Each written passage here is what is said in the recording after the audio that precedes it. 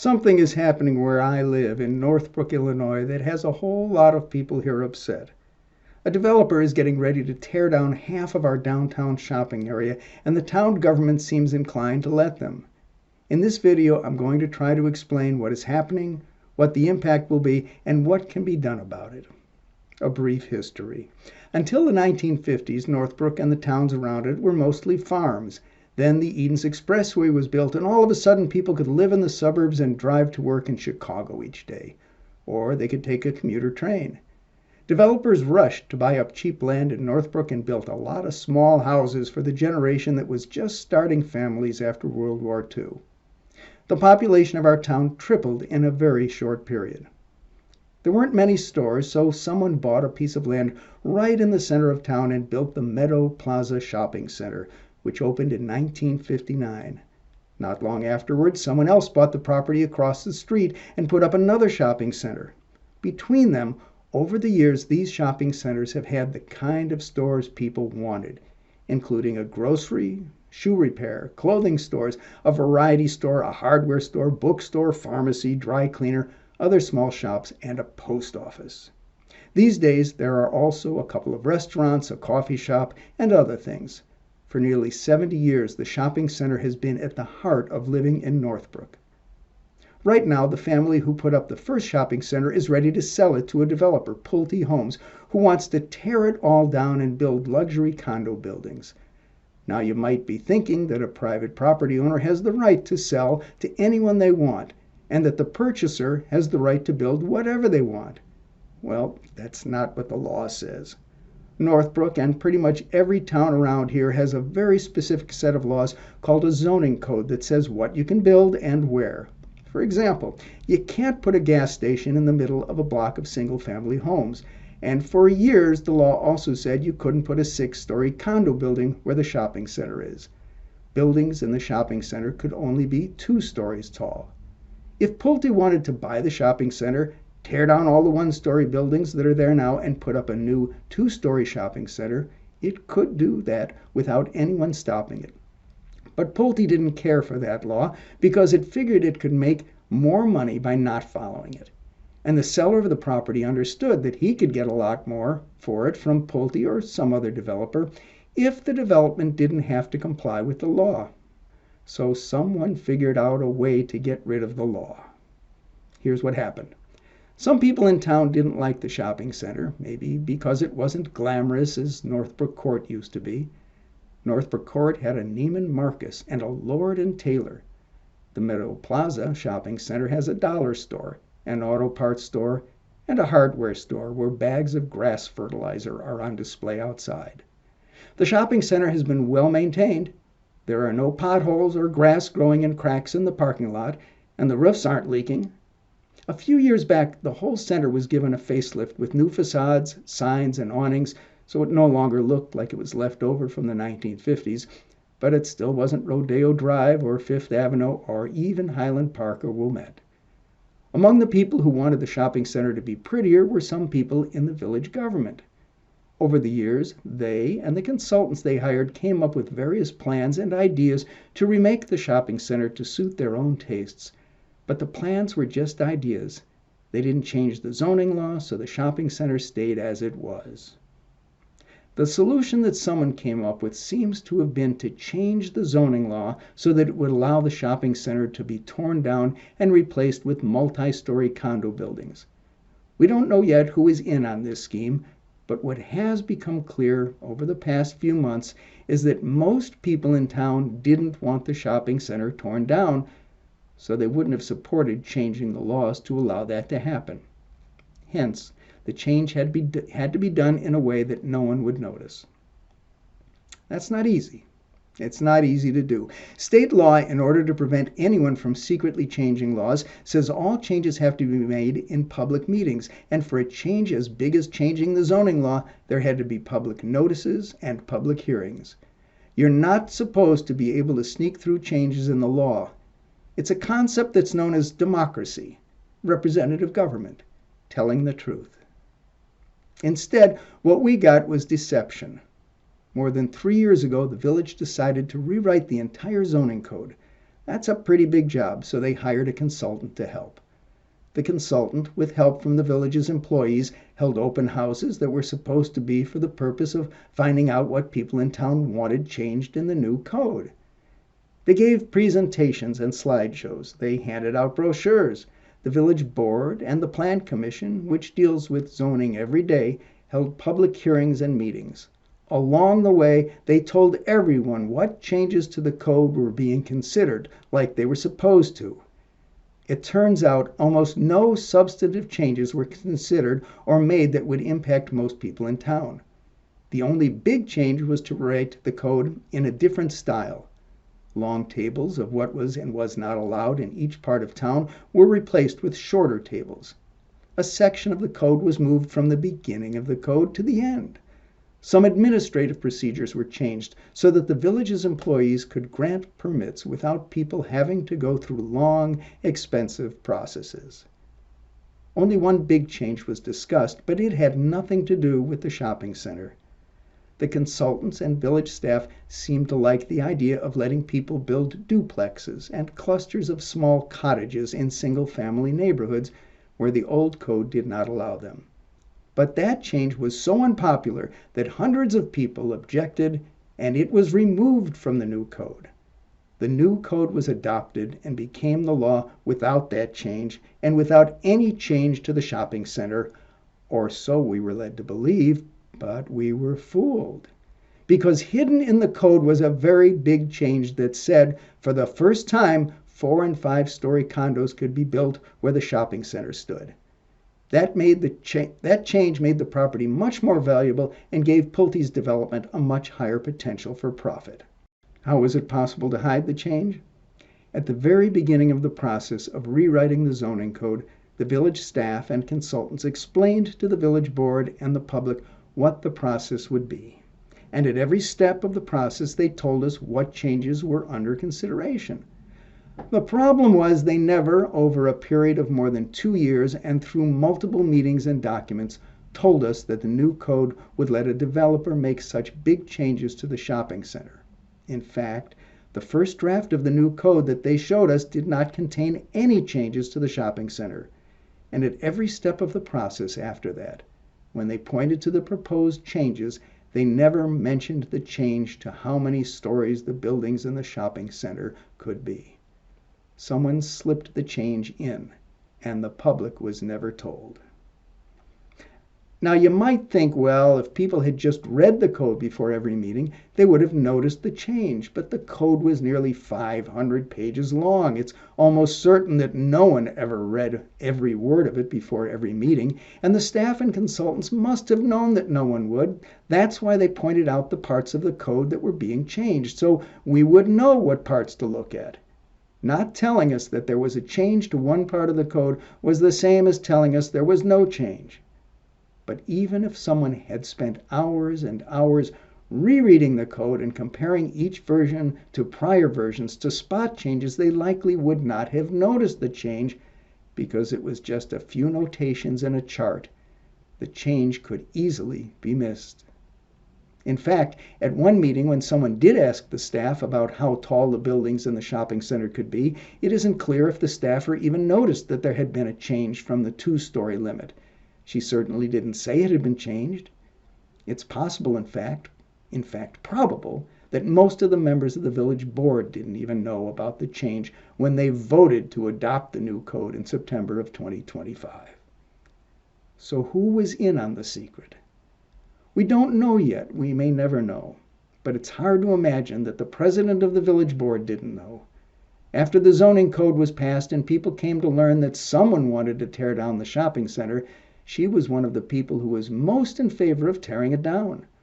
Her emails that were obtained through a Freedom of Information Act request show that she was enthusiastically communicating with the folks who were negotiating for the redevelopment of the property. At village board meetings, after the plan for the shopping center was discovered by the public, she was visibly irritated with members of the public who came forward to object. And there was one part of the plan that she seemed especially excited about: the Riverwalk. Downtown San Antonio has a Riverwalk, so do Chicago and some other cities.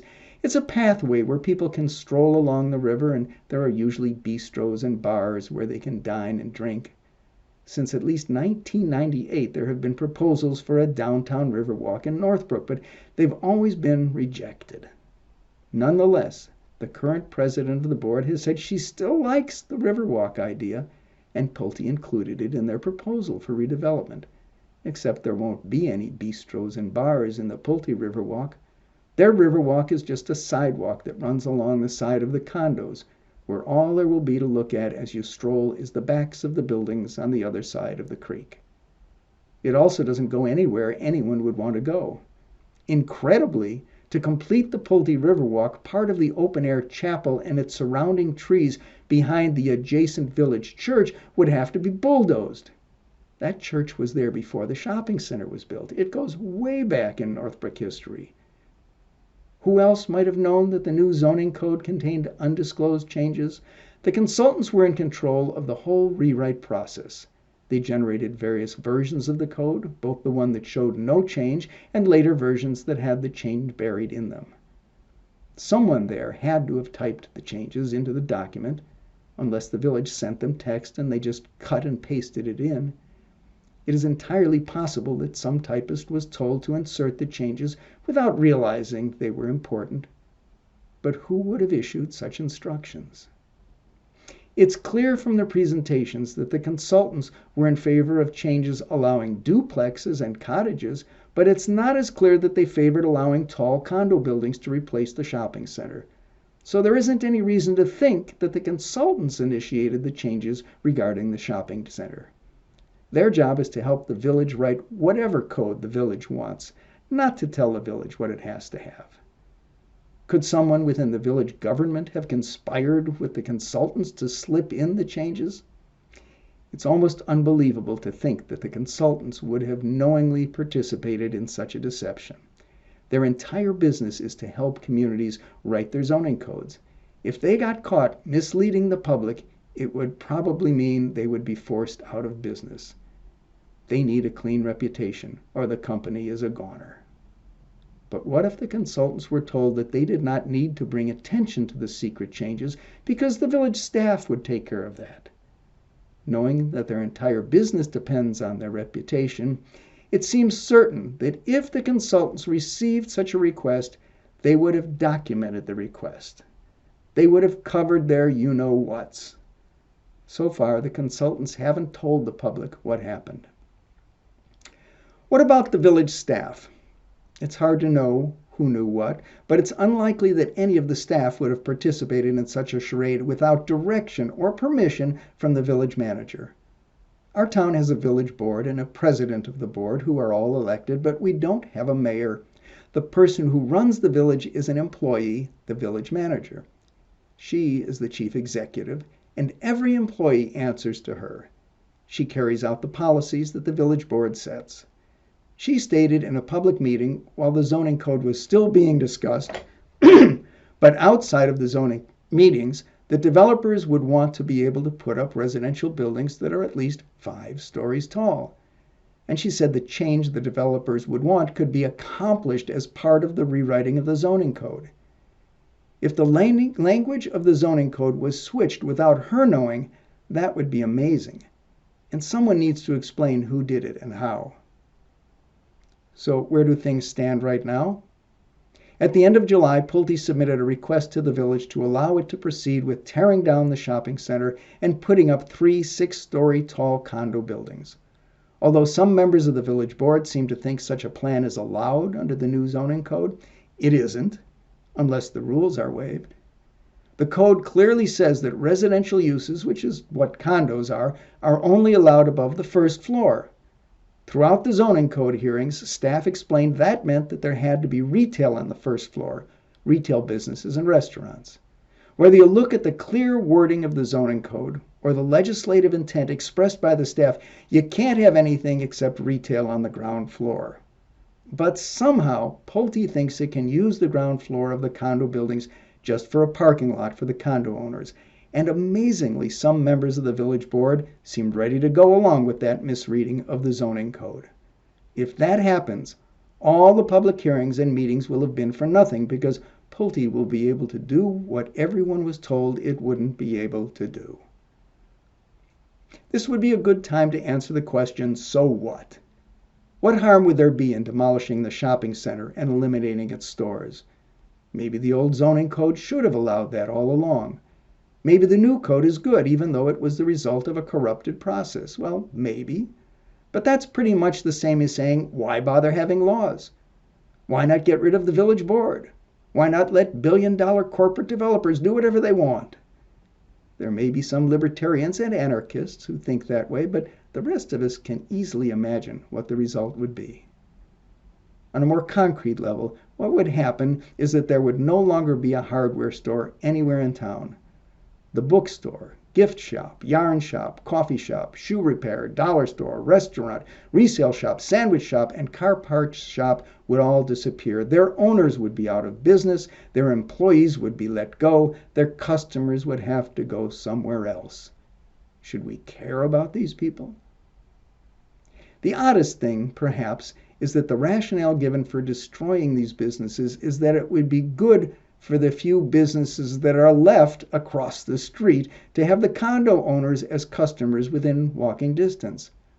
What makes this notion preposterous is that all of the business studies and experts tell us that suburban stores do not depend upon walk-in customers. People around here drive to shop and eat out. They don't walk home carrying 5 bags of groceries. That's why every store has parking spaces and why the shopping center is surrounded by parking lots. What makes the shopping center so vibrant, and we're told that the businesses are actually thriving, is that there are lots of stores near one another. People can, in one trip, pick up groceries, buy stamps, get a light bulb, drop off their dry cleaning, and get a bite to eat. It's a great convenience, it's environmentally sound, and people like it. If we destroy half these shops, life gets worse for everyone. The people who built the shopping center understood that. The people who wrote the old zoning code understood. The people who were deceived about what was in the new zoning code understand. Amazon has changed the way some people shop for some things, but you still don't drop your dry cleaning off at Amazon. You can't walk into Amazon and show them a bolt and ask them to help you find a nut and a washer that match it. You can't walk in with a baby blanket and get help choosing yarn the same color for a sweater. You can't read through a kid's book to make sure it's appropriate for one of the most precious people in the world. And you can't buy farm fresh vegetables and chat with your neighbors at the Amazon farmers market because there is no such thing. The people who want to let the property be developed tell us that turning the shopping center into condos would help alleviate a nationwide housing shortage. Really? The greatest need nationwide and around here is for starter homes for young families who have been priced out of the market. These luxury condos are set to be sold for $700,000 to $1 million. There aren't a lot of young families who will be moving in there. In fact, Pulte assures us that most of the buyers will be empty nesters who don't want to cut the grass anymore. We're told they won't have kids who will put more demands on the schools. There isn't any particular shortage of that sort of housing around here, and more is being built right now in several places in town and nearby. Wouldn't young families be able to buy the houses that old folks move out of when they move into the condos?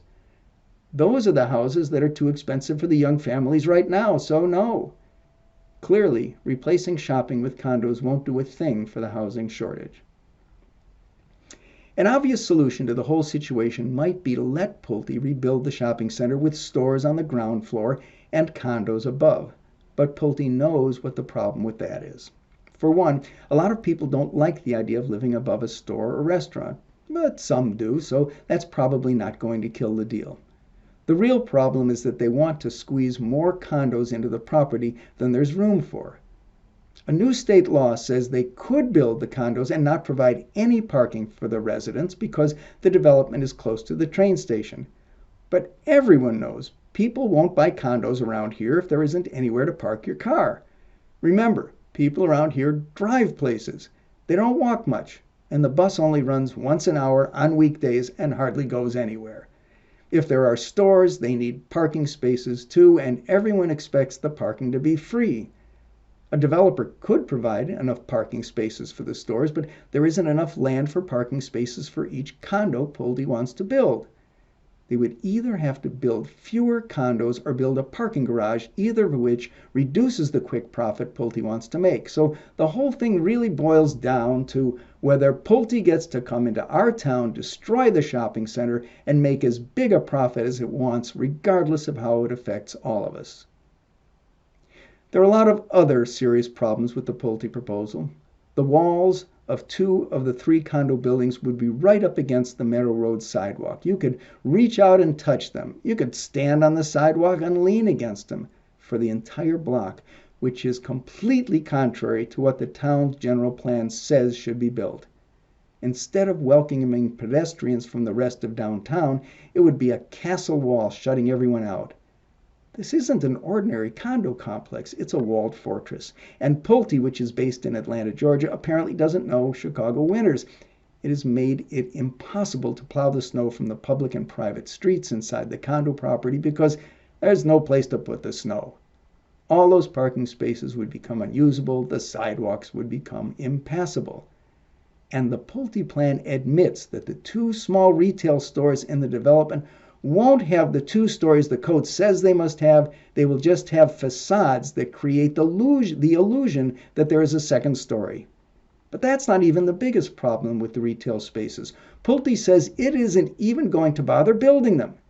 Instead, it is going to sell or give away the land where the stores should be and let someone else build them. So it isn't Pulte's problem if they never get built at all. They're going to take their money and run. I've said a lot, but there's one more thing. A couple of members of the village board have said we need to let this project go through so we can get more property tax revenue from the condos and sales taxes from nearby businesses. Specifically, they have said we need the money to pay for all the spending the village has been doing. Right now, the village is building a new fire station and a new public works garage, and we are getting set to tear down the police station and build a new one. Maybe we should slow our spending down so we don't have to gut our downtown shopping area to pay for all these new things. So what can be done right now before the wrecking ball swings? The village board should immediately impose a moratorium on consideration of any plans regarding changes to the shopping center until they conduct an investigation to find out how we ended up with a law that no one knew about. Only after we have that information can we rationally consider whether to keep the new code, revert to the old code, or take some other action. If tearing down the shopping center is really such a good idea, it can wait until the public has a chance to find out what we never learned about before. If it's not a good idea, we might as well put a stop to it now, rather than wait until irreversible damage is done to our town. Thanks for listening.